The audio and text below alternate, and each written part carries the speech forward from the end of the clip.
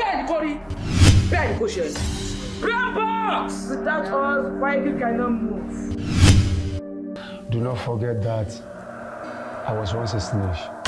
We really need to act fast. Without us, Why you cannot move? No. I say I'm too promo on the green. How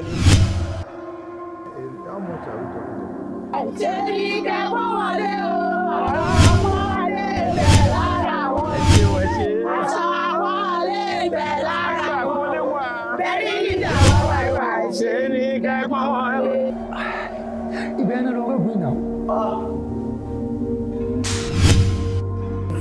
sir, we're from the party chairman, sir.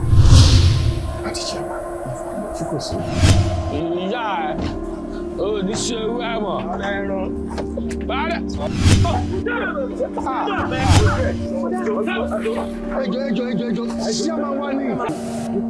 Operation is done. We are going there together.